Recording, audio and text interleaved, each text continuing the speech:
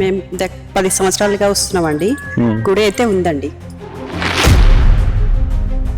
ఇక్కడ 15 సంవత్సరాల నుంచి గుళ్ళు ఉన్నాయండి.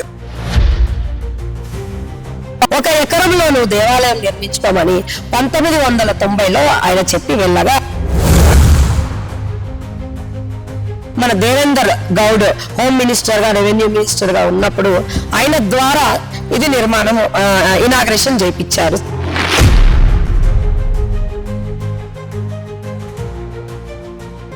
acres allotted, మళ్ళీ డబ్బులు కట్టండి అని అడిగారు. వాళ్ళందరికీ కూడా తెలుసు, మా హిందూ వాహిని వాళ్ళకు కూడా ఇక్కడ ఏం జరుగుతుందో తెలుసు. కానీ నా దౌర్భాగ్యం ఏంటంటే ఇలా జరిగిందా అమ్మా అని కూడా వాళ్ళు వచ్చి అడగలేదంటే మన సంస్థలకి చాలా ధన్యవాదాలు చెప్తున్నాను.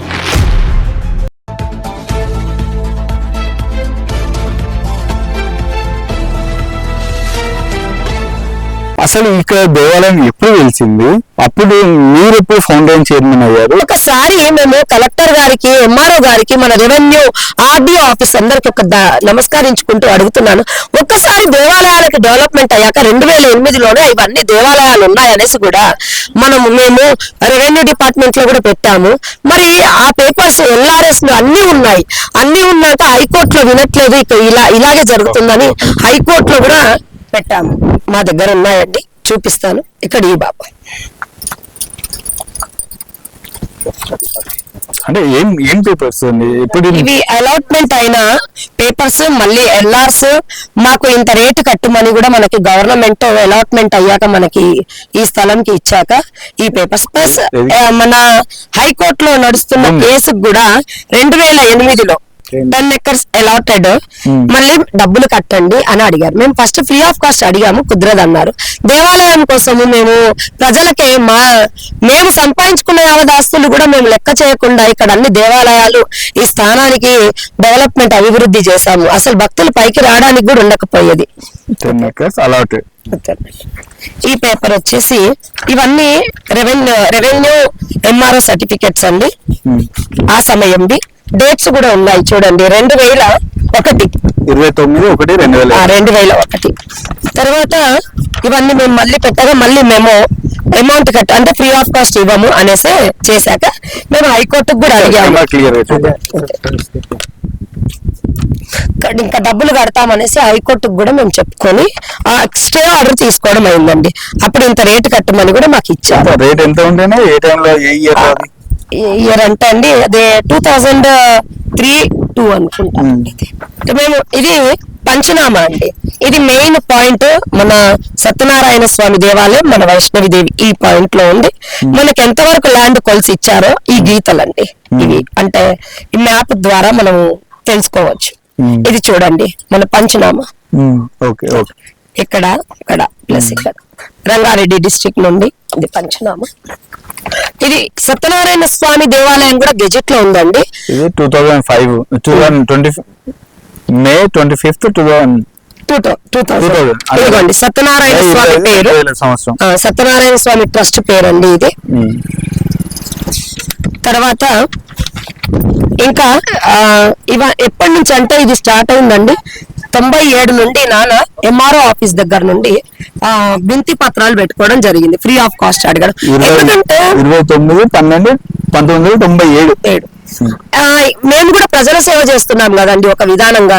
మాకేం శాలరీస్ లేవే, మేము గవర్నమెంట్ జాబర్స్ అని మేము చెప్పుకోలేము. మేము అమ్మవారి సేవకులం అని చెప్పుకుంటున్నాము. మళ్ళీ భక్తుల కోసం, ప్రజల కోసం మేము కూడా చేస్తున్నప్పుడు మాకు గవర్నమెంట్ సహకరించాలి. భక్తుల దగ్గర అయితే మేము ఏం అడుగుతాం, భక్తులే దేవాలయానికి వస్తారు. వాళ్ళు ఇచ్చిన ₹10-100 పెట్టే ఇక్కడ మండపాలు కడితే కూడా, బాత్రూమ్స్ కడితే కూడా కూల్చివేసి అమ్మా. ఇప్పుడు మీరు పేపర్ లో చూపెట్టారు, హద్దులు కూడా చూపెడతారా? మరి ఉందండి 2007 వరకు ఈసీ చూపించారు చూడండి. ఇది సత్యనారాయణ స్వామి, ఇది సత్యనారాయణ స్వామి దేవస్థానం. 1 ఎకరానికి డబ్బులు కట్టామండి మేము. ఇది ఇక్కడ ట్రస్ట్ మెంబర్స్ అదే శంకర్ రెడ్డి గారు కూడా, ఇంద్రసేనారెడ్డి గారు కూడా శాశ్వత సభ్యులుగా దీంట్లో ఉన్నారు. ఇది ఇంకా హైకోర్టులో కేసు నడుస్తున్న 2008 ఏమి ఇచ్చారంటే 2008లో కోర్టు ఆర్డర్, కళ్యాణ మండపాలు అన్ని కట్టుకోకని అమౌంట్ కూడా కట్టండి, మీరు వేద పాఠశాల కట్టండి, గౌశాల కట్టండి, దేవాలయాలు కట్టండి, కానీ డబ్బులు కట్టండి. అప్పుడు మేము స్టే ఆర్డర్ తీసుకోవడం జరిగింది. ఇది మేము ఇవన్నీ మన కలెక్టర్ గారికి, ఎంఆర్ఓ గారికి అన్ని ఉన్న ఎక్నాలెడ్జ్మెంట్స్ ఉన్నాయి. కేటీఆర్ గారికి పంపించాము, కేసీఆర్ గారికి. అప్పుడు బీఆర్ఎస్ పార్టీలో ఇవన్నీ మా కట్టడాలలో సగం అయిపోయాయి, ఇంకా కొన్ని ఉన్నాయి, వాళ్ళకి మేము చూపిస్తున్నాము. 2017 ఇది నాన్నగారు హైకోర్టులో నాకు ఆ కేసుకి నేను తర్వాత మూవ్మెంట్ చేయడానికి నాకు రాసిచ్చిన సత్యనారాయణ స్వామి ట్రస్ట్ నుండండి ఇది. ఇది హైకోర్టు ఆర్డర్ అండి, 2008. చాలా బాగా ఇచ్చారండి మన ఎండోమెంట్ నుండి కూడా, ప్లస్ మన ముగ్గురు అడ్వకేట్స్ అండి మన ఎండోమెంట్ నుండి ఉన్నారు, రెవెన్యూ నుండి ఉన్నారు, ప్లస్ మా పర్సనల్. ఈ ముగ్గురు అడ్వకేట్స్ జడ్జిమెంట్ బాగానే తీసుకున్నారు, కట్టండి అమౌంట్ కూడా కట్టండి అనేసి. అయితే ఇది ఎప్పుడమ్మా, ఈ సంవత్సరం? ఈ సంవత్సరం 2008. అయితే దీన్ని ధిక్కరించారండి, దీన్ని అసలు లెక్క చేయలేదు. మేము ఈ పేపర్ 2007లో చూపిస్తే కూడా, 2008లో చూపిస్తే కూడా విగ్రహాలన్నీ బయటికి తీశారు. నేను ఫౌండర్ కావడానికి కారణం మీరు అడిగారు, చెప్తున్నాను. అమ్మవారి విగ్రహాలన్నీ బయటికి తీసేసి పెద్ద బుల్డోజర్లు, ఇటాచి బుల్డోజర్లు పంపించి ఈ వర్క్ జరిగేటప్పుడు వాళ్ళ ప్లేస్ ఎలా క్లీన్ చేసుకుంటున్నారో అదే ఇటాచి బుల్డర్స్ పంపించారు స్వగృహ కల్ప వాళ్ళు. మేము అప్పటికి చెప్తున్నాం, దేవాలయాలు ఈ రోజు లేకపోతే రేపు భక్తులకి ఈ స్థానం కావాలి, ఇది పుణ్యతీర్థ క్షేత్రం అవుతుంది. అయినప్పుడు మేము అప్పుడు ఎక్కడి నుంచి ల్యాండ్లు తీసుకురావాలి? మీరైతే బిల్డింగ్స్ కడుతున్నారు, మీకు విశాలమైన జాగా కావాలని అడిగారు, మీకు 27 ఎకరాలు వచ్చింది. మళ్ళీ మేము కూడా దేవాలయాల దగ్గర భక్తుల కోసం విశాలమైన, భక్తులు ఎవరండి? ప్రజలే కదా, ప్రజాస్వామ్యమే కదా. ఇది ఒకటి మీరు పేపర్ లో చూపించారు, కొంచెం బౌండరీస్ కూడా మాకు చూపిస్తారా? ఇక ఎక్కడ వరకు ఉన్నదో, ఈ ఎవరైనా ఆక్రమించే ప్రయత్నం చేశారా లేదా అనేది ఒకసారి చూపెట్టగలరు? చూపిస్తాను. ఆక్రమించడానికి ప్రయత్నం చేశారండి.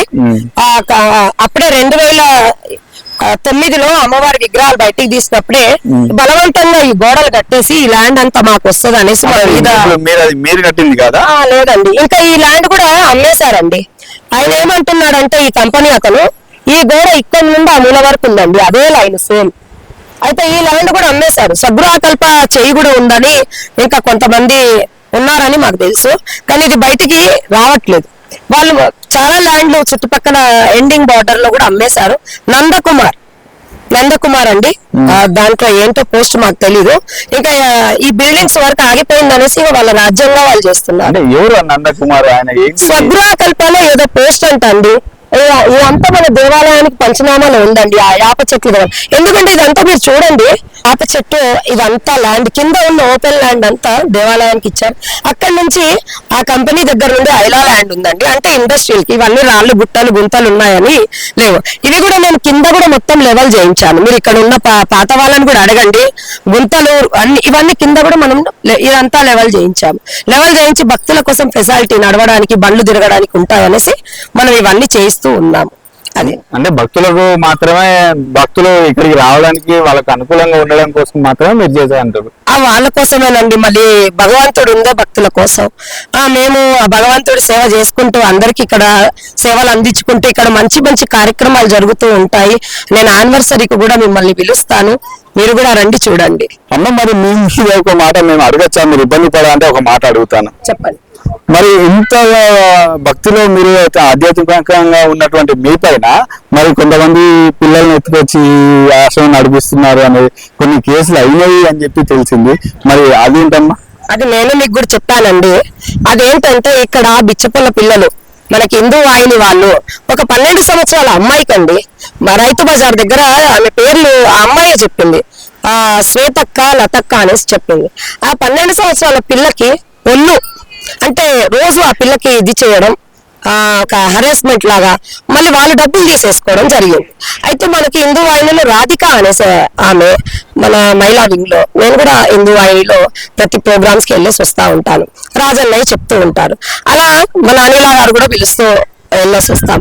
రాధిక గారు ఫోన్ చేసి, అక్క ఇలా ఒక అమ్మాయికి ఇలా బలవంతమా లేకుంటే ఆమె ఇష్టమా మనకు తెలీదు, పాపం తిండి బట్ట దొరకక ఆ అమ్మాయి జీవితం ఇలా అవుతుంది అనేసి అంటే, సరే అమ్మా అమ్మాయి వచ్చినప్పుడు నాకు చెప్పండి, నేను వస్తాను, ఆ అమ్మాయిని తీసుకొచ్చుకుంటాను. ఇలాగ చైత్రమాసం యజ్ఞాలు జరుగుతున్నాయి, అమ్మ వాళ్ళని కూర్చోబెట్టాను. ఆ అమ్మాయి వచ్చింది. ఆ అమ్మాయి అంటే అక్కడ కనిపించగానే అక్క ఈ షాప్ ముంగడ పడుకుంది అక్క, పిల్ల ఇప్పుడే వచ్చాను ఫోన్ చేయగానే మా అబ్బాయికి మా అల్లుడు గారికి ఇచ్చి పంపించేశాను. ఆ అమ్మాయిని ఎత్తుకొచ్చా, ఫస్ట్ స్నానం చేయించాము రాత్రి 7:30 సమయం. ఆ ఫొటోస్ వీడియోస్ కూడా ఉన్నాయి ఆ డేట్వి. ఆ అమ్మాయికి స్నానాలు గిన చేయించి యజ్ఞంలో కూర్చోబెట్టి, యజ్ఞం అయ్యాక భోజనం పెట్టి ఆ తర్వాత అడిగా ఏం జరుగుతుంది ఏంటి. ఆ అమ్మాయి భయపడుకుంటూ ఇలా అక్కలు తెలుసు ఇలా చేపిస్తున్నారు, ఇలా అక్కలకు చూపిస్తామంటే అక్కలు ఎక్కడ ఉంటారో నాకు తెలియదు, అలా ఇల్లు తెలియదు అనేసి చెప్పాక, రెండో రోజు వాళ్ళ పేరెంట్స్ ఇంటికి వెళ్ళి చూస్తే వాళ్ళ ఫాదర్ కుంటాయన ఉన్నాడు. వాళ్ళందరూ బిచ్చం అడుక్కుంటారు. వాళ్ళ అమ్మ వీళ్ళు కొద్దిగా బిచ్చం అడుక్కోవడం, డ్రింక్ చేయడం, ఎక్కడ పడితే అక్కడ వాళ్ళకి 3 పిల్లలు. 4వ బాబు కూడా పుడితే ఎవరికో ఇచ్చేసుకున్నారు, వాళ్ళకి చేత అవ్వదనేసి. ఇంకొక బాబు కూడా వాళ్ళతో ఉన్నాడు. ఆ తర్వాత ఆ బాబు కూడా ఏం చేశాడంటే, మా అక్కన మా తమ్ముడు అమ్మాడు మా డాడీ, నన్ను కూడా అమ్ముతున్నాడని పోలీస్ స్టేషన్ కి దాకా వాళ్ళ కేసు వెళ్ళిపోయింది.